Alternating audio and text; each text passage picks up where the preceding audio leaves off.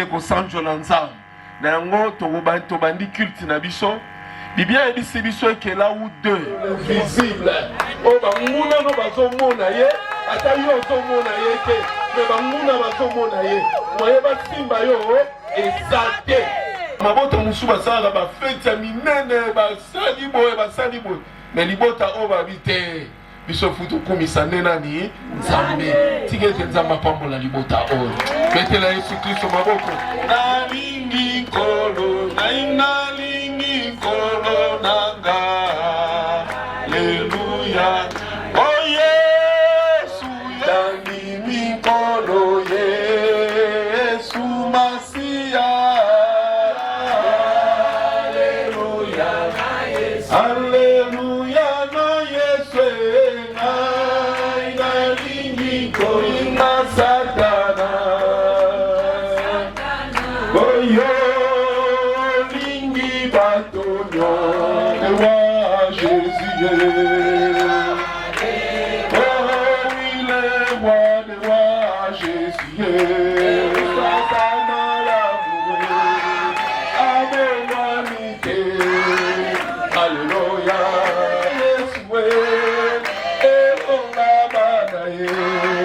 Alléluia, il a man caché c'est Jésus.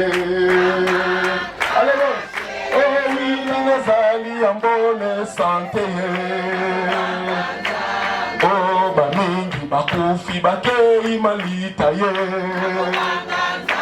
Oh soki na komi samedi alléluia. Oh alléluia, yemba alléluia. Oh oui bien aimé na limito kumisa di matondo ko remercier kaka nzambe ko kumisa kaka nzambe na nge banda ko elever nzambe wana kumisa yeto bondeli au nom de Jésus alléluia. Nzambe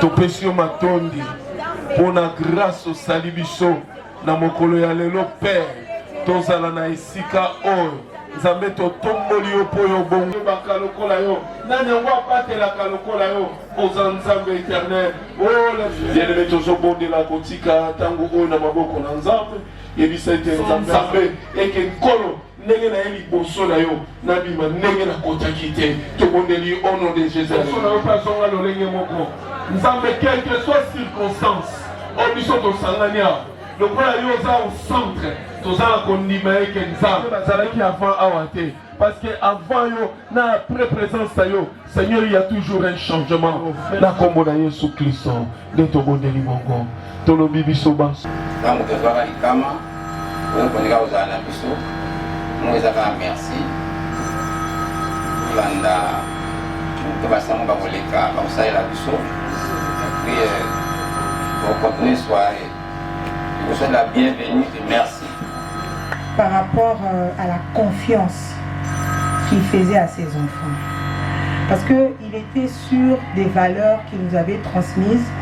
Alors, devant une situation, il savait nous faire confiance. Donc, c'est quoi l'histoire? Je crois que j'étais en 3e secondaire. Ça fait très longtemps. Je pouvais avoir peut-être 14 ans ou 15 ans. On m'a remis l'argent pour payer les frais scolaires.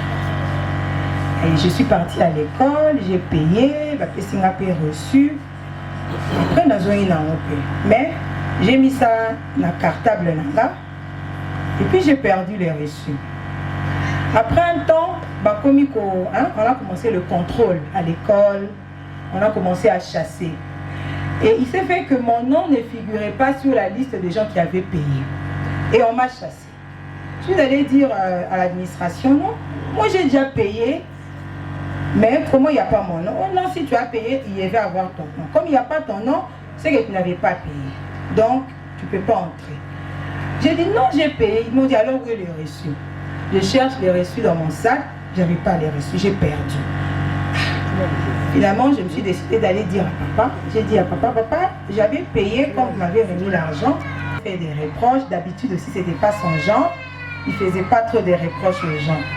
Il a dit, ok, demain on ira à l'école, comme ça moi-même je vais parler à ces gens-là. Le lendemain, toqué école. arrive à l'école, il se présente. Il dit que non, ma fille avait déjà payé, mais vous la chassez, vous dites qu'elle n'avait pas payé. À l'école, il dit, nous ici, on ne fait pas de ce genre d'erreur. Comme il n'y a pas son nom sur la liste, ça veut dire qu'elle n'a pas payé. Papa dit, non, elle a payé, mais montrez le reçu. Il n'y a pas de reçu. Maintenant, on dit à papa, mais on va vous croire comment? Son nom ne figure pas sur la liste. Les reçus, elle n'en a pas. Mais non, on va vous croire seulement sur parole, il faut seulement payer pour une deuxième fois. Si vous ne payez pas, elle ne va pas accéder au cours. Ah! Mais c'était beaucoup d'argent quand même. Hein? À l'époque, on payait des francs belges. On va dire, mais on ne peut pas payer quand même 2 fois. Maintenant, papa propose quelque chose. Il dit, bon, quand on paye, souvent il y a des souches qui restent. Est-ce qu'on ne peut pas chercher dans les souches? Peut-être on pourra trouver la souche de son reçu. À l'école, c'était 4. Non, non, on n'a pas le temps de faire ça. Et puis même les gens de l'administration, ils vont gagner là. Il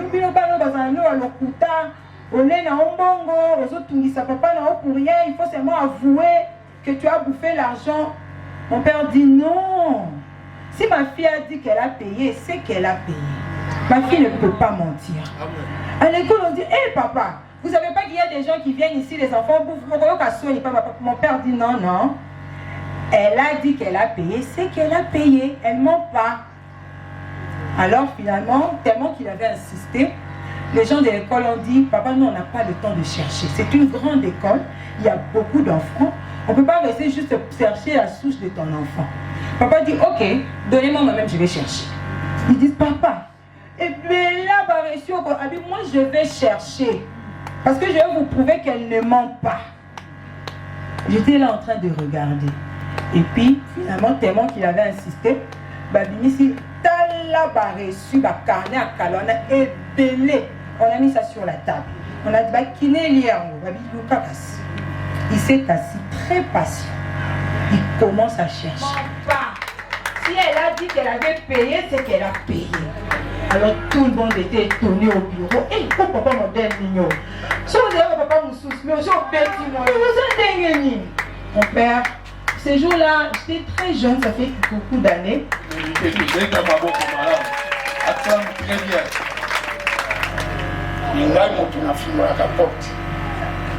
Et quand on finit la porte, chaque fois, nous avons un message qui se à manger pour tant.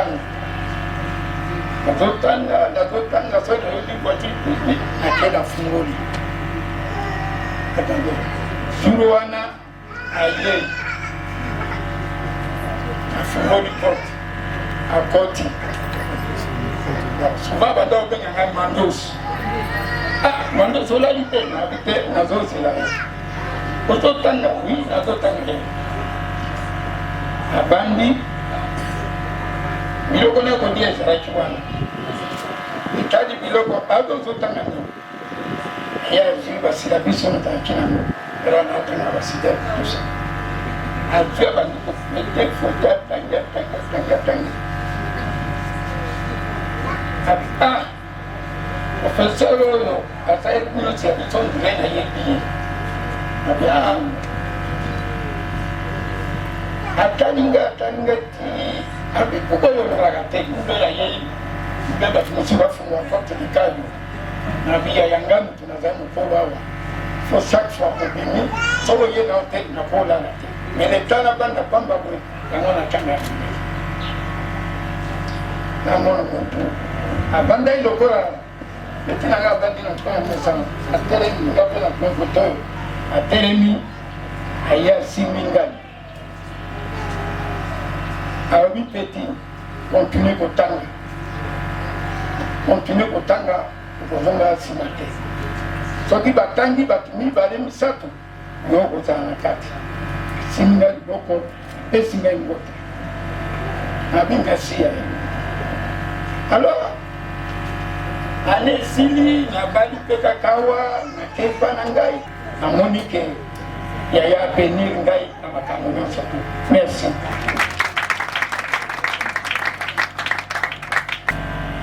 Mikitisi na losambo otoyoka maloba na nzambe kasi maloba na ngai ekoleka te.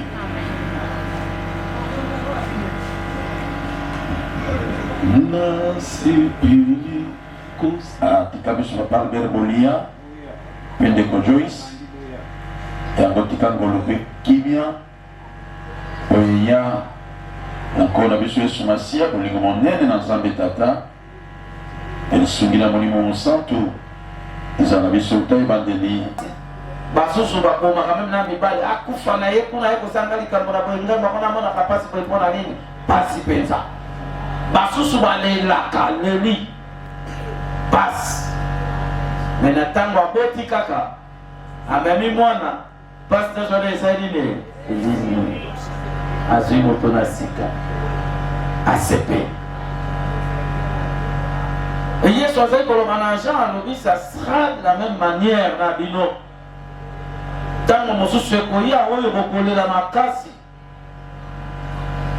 mpe ngai nakoya kotala bino lisusu omona ntango ngai nakoya kotala bino okozala na esengo epi esengo wana moto moko te na se na moi ayebi kobotola bino esengo wana mpo ngai Yesu nde nakopesa bino yango. Alleluya, alleluya. Ntango natangi passage oyo na mijongisi kuna epa na mosakoli to mpe Ecclésiaste chapitre 3 à partir du verset 1er mpe kokita na se balobi il y a un temps pour chaque chose. Il y a un temps pour pleurer. Verset 4. Il y a un temps pour pleurer. Il y a un autre temps pour rire. Il y a un temps pour gémir. Il y a un autre temps pour danser.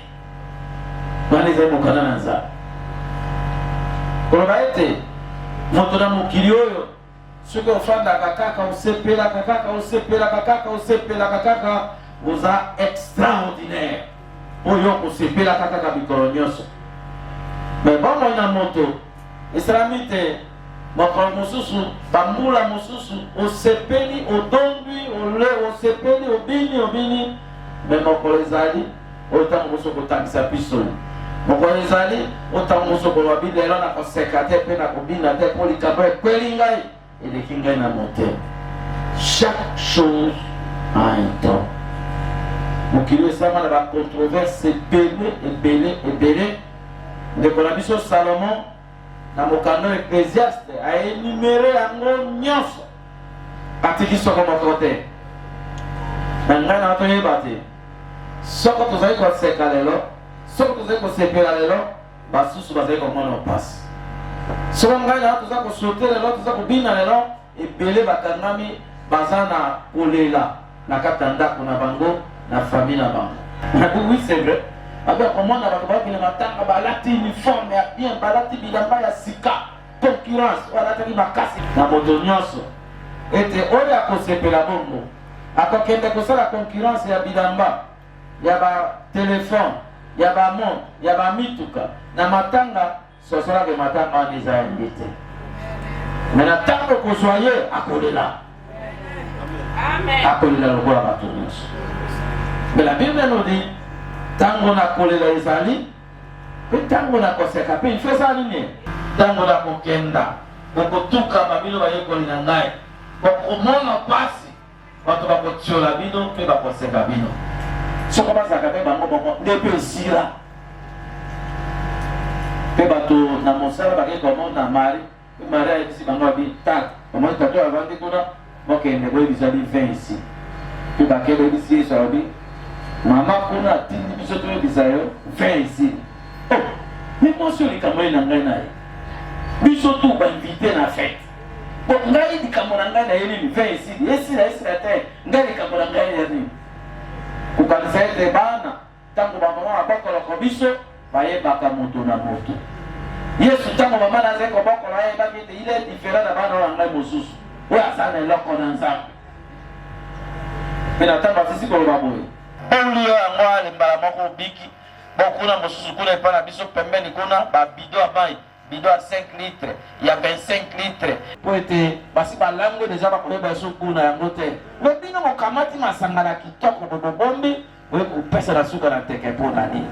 Bana na Nzambe bato bazwi solution na likambo na bango bazwi masanga na sika po fete moto akosa yo te fete nyonso bato bakendeke babetaka ntango bate tokendaki kuna tolei totondi makumo evimbi mais fete po ezala fete ukoyoka batabi tokendaki kuna mais utomeli soko bameli wana nde basali fete soko bameli te wana ezali fete te mais yesu ekozokisela bango esengo wana ya fete po ete yango wana invite yesu na ntango oza kolela na ntango okufeli lokola biso tokufeli jos nde alikopesa esengo ndenge tolandi na mokanda na Jean 16:20-22 alobi je vous réveillerai akozwa maloba mpona kobondela kotika libota oyo na maboko na Nzambe tandaka mapamboli mabe banzela na bango nyonso ikangamaki yawe ifungwama na kombo na Yesu Masiya sante na bango nyonso itungisamaki yawe yobikisa po yobikisaka kobai na liloba baproje na bango yokoto yawe mabota na bango yobatela esika makila na tata Jean pe mama Julienne ezali epanzani mokili mobimba loboko na ezali mokuse te osimba bango epesa eposa na kofuluka epesa eposa ototinda toute une armée céleste lobi na mokanda na yo anete oyo osimbi na loboko na yo nguya bakobina ete opemisa bango nazali na liwa opemisa bango nazali na malade amen amen. Merci.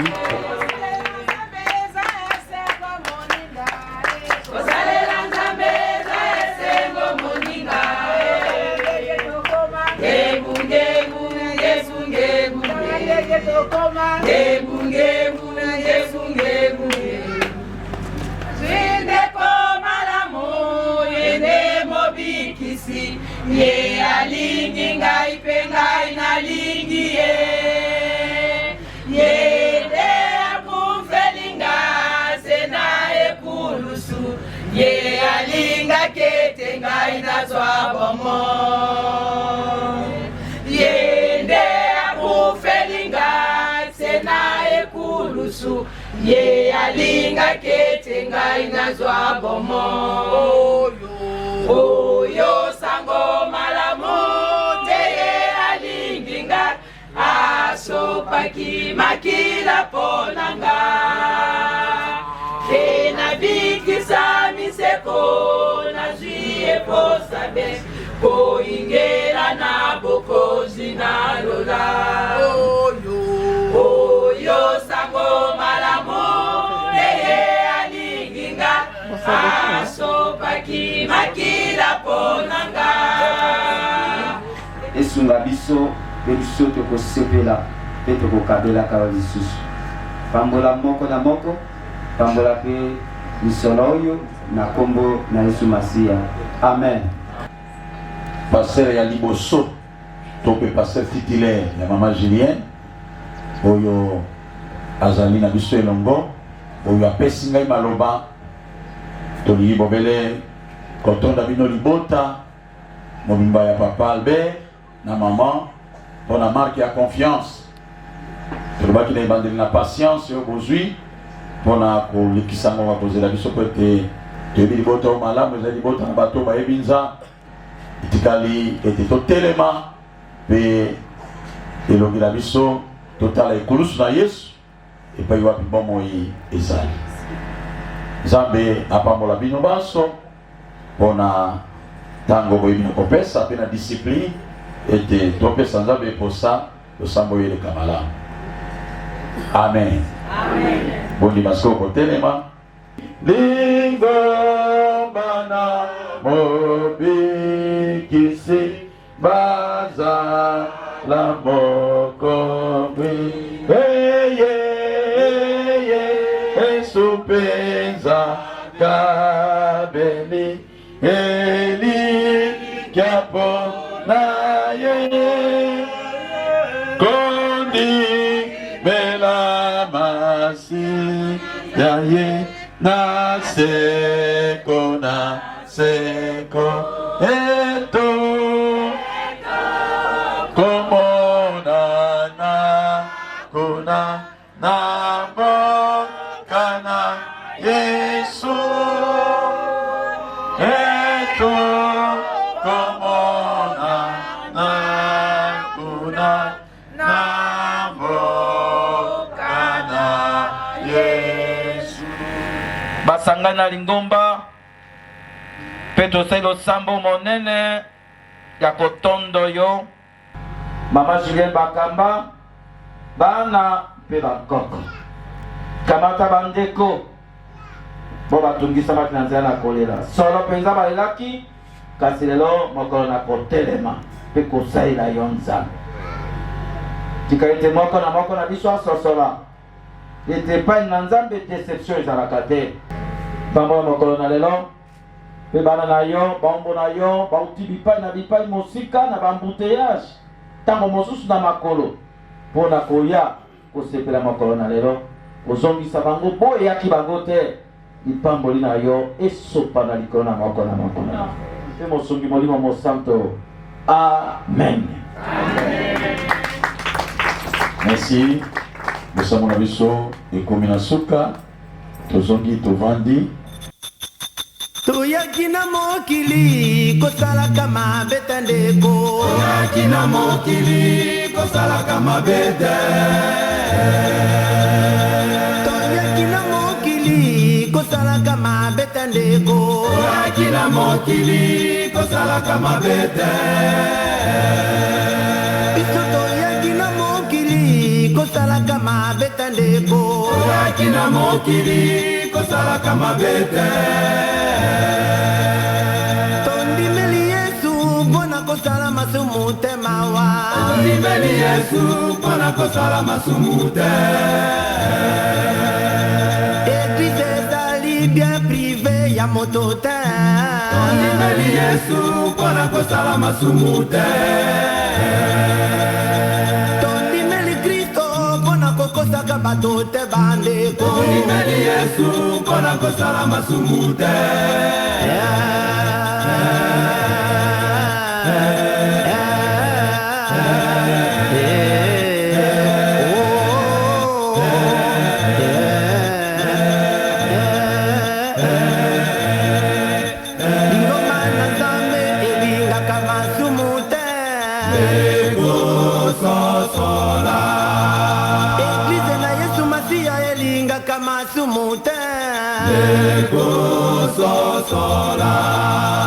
basali na nzambe balingaka masumu te solo ndeko mpona nini ye mpona lino bandaki na molimo kasi okomi kosuka na nzoto solo ndeko mpona nini ye mpona lino bandaki na molimo kasi okomi kosuka na nzoto ndeko sosola tango bandaki eglize otelemelaka masumwe ndeko sosola banda okei poto ozongi masumu ekomi autorize ndeko sosola banda okei poto ozongi tokomi kokamwa kolata na yo ndeko sosola solo ndeko mpona nini ye mpona lino bandaki na molimo. Passer à la projection. Mais avant de passer à la projection, je vais donner encore la parole une fois de plus à Papa JP. Et il a un mot à dire. Et j'invite directement Papa JP de venir prendre le micro. Même ceux qui sont là.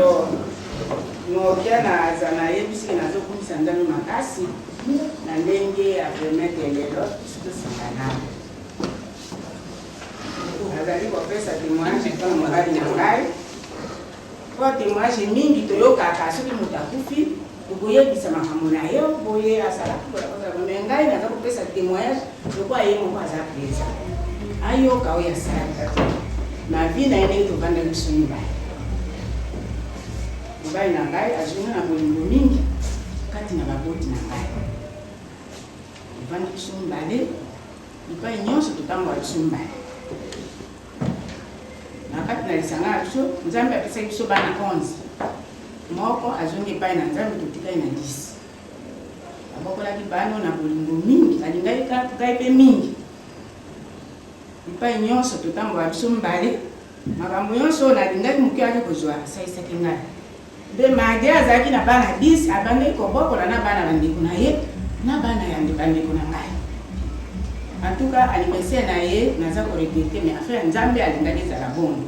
Ezalaki tozala mona kisasa, bano nyonso oya bokola ki bamona. Ba pesa témoignage na ndenge ba vivaki na ye. Nakati ya quartier ba nyonso tozala na bamona bonne terre. Nakati na mabota na biso na côté na ngana côté na ye, aza na bando ebele. Nakoko ne ba pesi bando ba pesi bando. Ona misiani na la. Eza na côté ya musala, na ndenge tozali ya bakole ne ba telefona na biso. Azali na problème na moko na côté. Bongo kwa na ngai na moyi bolingo nzambe alingaki ngai apesi ngai pa baboti na ngai. Bongo baboti na ngai pa pesi pai na ye.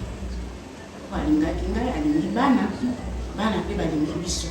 Babokilo na biso pe basika bana babali balingi pe biso na babokilo ya basi.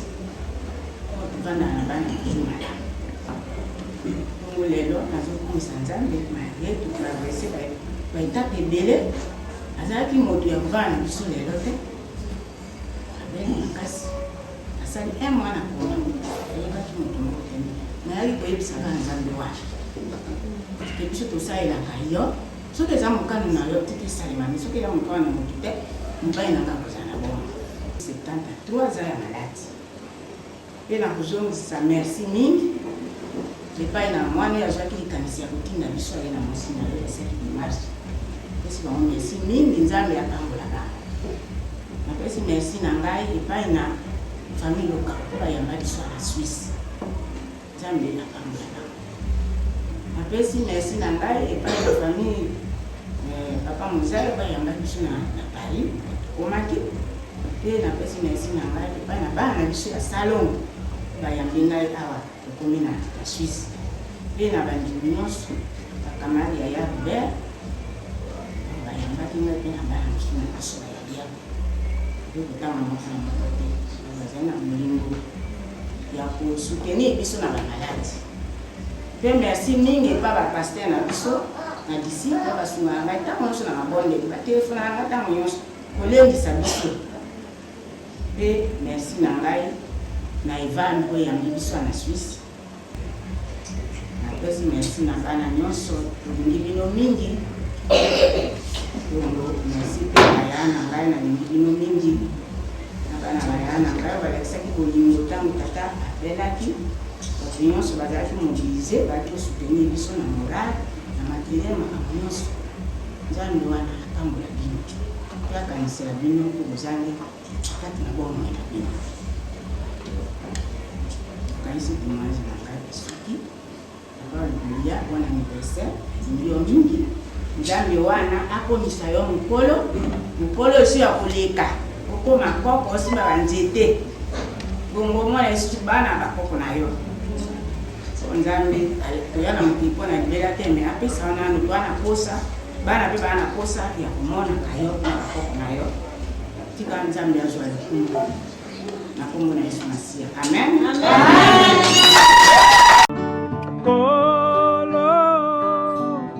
Nasenyo bele mananga lakisanga ikotambola na bilamwi dana yo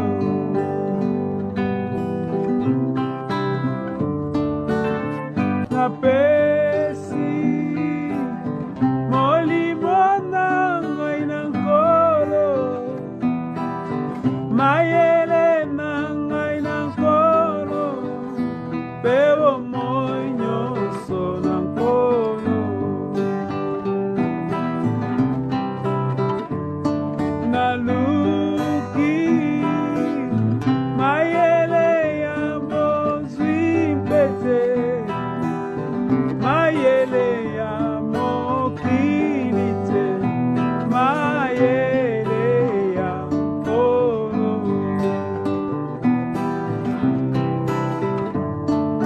nabilamwi lana yo nabilamwi lana yo.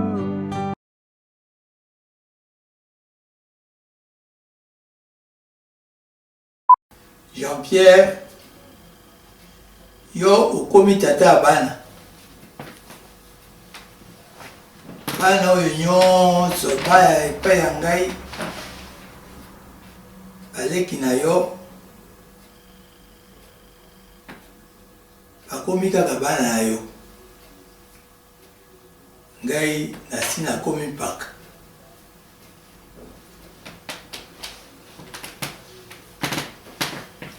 oyo yo olingi kosala na bana sala esalema na nkombo ya Nzambe. Yo komi tata na bango, mwasi na yo azali mama na bango. Ndenge wana obatela libota mobimba po mutu na bango nyonso evandisika epai na yo atiki boye naza nakuta kaka ami mobimba tobanda tozala na mindondo te. Bonsoir à tous, j'espère que vous allez bien. Je sais que la plupart me connaissent déjà, mais je vais quand même me présenter. Mon nom est Anne-Pauline, je suis la petite fille de Papy Albert, la fille de Jean-Pierre et de Marie Chantal. Je vous fais cette vidéo pour vous lire le mot que j'ai écrit au nom de mes frères, de ma sœur et moi, pour rendre hommage à notre grand-père, qui n'est plus. Je vais commencer. De la famille Mokole Bolia, dont les enfants sont Brani Noël, Marty Emmanuel, Junior, Sarah, Anne-Pauline et Benjamin Michel. Albert Lelo Bolia, Papy Albert, Kokoyamo Bali. Tant d'appellations pour ta si belle personne selon la relation que chacun partageait avec toi. Contrairement à nos aînés et tes enfants, mon petit frère et moi t'avions connu quand tu étais déjà malade. Malgré ça, tu étais le plus fort. Tu es passé par toutes les maladies imaginables, mais tu as eu la grâce de vivre jusqu'à la 4e génération des Bolia. Que dire de tes valeurs? Nous les retrouvons tous les jours en notre Père. Ces valeurs qui sont discipline, travail, patience, générosité et bien plus encore. Les mots ne sauraient suffire pour décrire tout ce que tu nous as transmis à travers lui. Ton départ fut si brusque et imprévisible. La petite en moi t'a toujours vu, t'a toujours cru invincible. Tu es resté debout et vaillant comme le baobab que tu ignorais être. Et je n'imaginais pas que ce serait une crise qui t'emporterait. Tu as passé 11 ans loin du Congo et ton retour m'avait surprise. Mais j'étais heureuse. Je t'avais de nouveau près de moi. Je me souviens de quand je revenais de mes cours d'après-midi et passais chercher maman chez toi. Tu étais toujours assis sur ta chaise, devant la porte d'entrée du salon. Et quand je m'approchais, tu me fixais pendant des secondes, jusqu'au moment où je me présentais comme Anna Paulina, la fille de Jean-Pierre. Et à partir de là, tu réagissais et me faisais ton petit sourire accompagné de ta fine voix qui disait Pauline Aloyana, comme tu aimais tant m'appeler. Puis dès que maman franchissait le portail, tu disais Maman Macha Aïe, comme un enfant. Mon cœur s'en veut de ne pas avoir passé plus de temps avec toi, comme je l'aurais voulu. Je t'écris ces mots, mais je ne reviens toujours pas que tu te sois éteint. J'ai encore l'impression que tu es sur ta chaise devant la porte d'entrée du salon. Hélas, c'est une réalité et nous apprendrons à vivre avec. Repose-toi maintenant, nous t'aimerons toujours, tes petits-enfants. Alors, ce mot n'a pas pour but de vous faire pleurer ou de vous émouvoir, je sais pas. Peut-être d'autres pleureront, peut-être. Mais l'objectif de ce mot, c'est plutôt vous donner l'image que nous avions de notre grand-père, de lui rendre hommage et aussi de vous transmettre à travers ces mots ma présence, vu que je suis à des kilomètres. Donc c'est un peu ça. Sinon, bonne soirée à vous. Et voilà. Maman salue papa, ils sont vivants. Et puis totali, malobani ni papa atigela ebiso. Principalement pour Nangai, pour la memenga amemisinga mokumba ya famille. Et puis là, quand il y a des soucis na les ali, tous à la lisanga. Famille tous ensemble. Hein? Donc dès que Sangani Boué, en tout cas, reste na Azan et Sengo pour la place Azan. Et puis Boyoki, les gars, si vous avez trompé ça, au revoir. Moi, Boyoki, pour qu'on aille Anne Pauline, à Saïli Maloubawana. Alors, on a clôturé. Là, nous avons fait ça Malouba. Déjà, même Malouba, Nalobaka, nous connaissons au Tikaï. Nous avons répété aux raisons au Awa. Pour te dire ces quelques mots, non seulement en mon nom, mais aussi à ceux de mes frères et sœurs, pour un adieu. Ton image est celle d'un homme qui passe son temps à donner de son temps et de son amour à toute personne qui croise ton chemin. Moi, commentaire, vous comprenez ce que la maman a témoigné sur Moubali Naé, c'est ce qu'elle avait dit.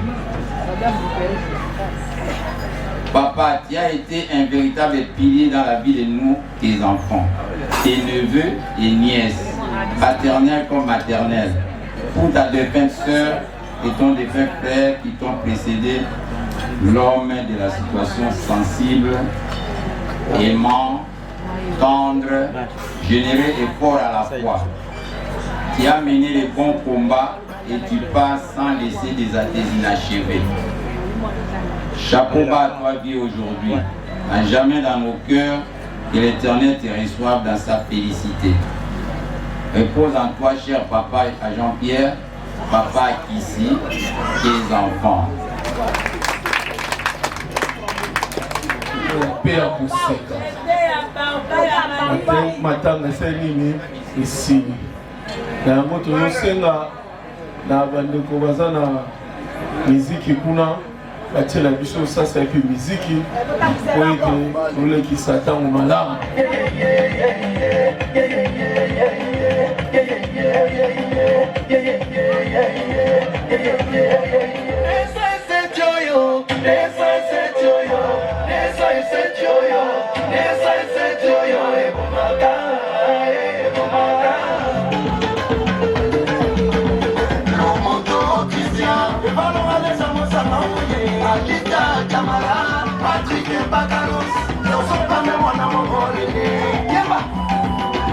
Terrestre le perroquet.